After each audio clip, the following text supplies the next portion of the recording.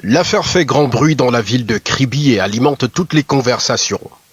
Comme dans un film de science-fiction, de préférence de Nollywood, l'opinion est scandalisée sur les rebondissements à répétition et les effets plutôt néfastes ici.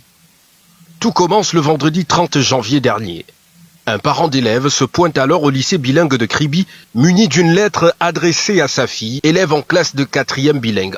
Le parent en question se dirige chez le surveillant général. Le contenu est dévoilé. La lettre en question est une invite à la jeune fille de 4e à rejoindre un groupe d'aisance financière dénommé les vendeurs de rêves. L'entremetteur est un autre élève de 4e et l'émetteur est inscrit en classe de 3e. Convoqués pour s'expliquer sur cette scabreuse affaire, les trois mousquetaires finissent par vendre la mèche. La filière sera remontée jusqu'au point focal de la secte dans le lycée, un élève de première D.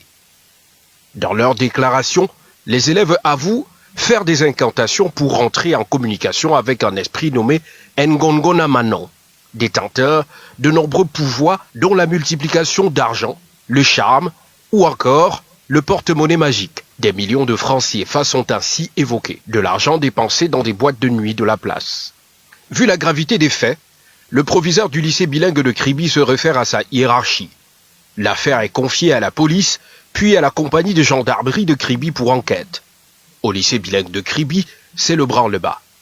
Après le conseil de discipline, les responsables essayent de rassurer et surtout appellent à dénoncer tout élève suspect de telles pratiques. L'un des adeptes de la secte pernicieuse payerait déjà le prix. Pour avoir voulu s'éloigner après avoir encaissé de l'argent, il aurait la jambe qui enfle sans raison apparente d'après les témoignages. Les responsables du lycée, les parents des élèves concernés et les forces de l'ordre chargées de l'enquête se sont réservés de toute déclaration. 2 élèves sont gardés à vue d'après les sources et l'enquête suit son cours.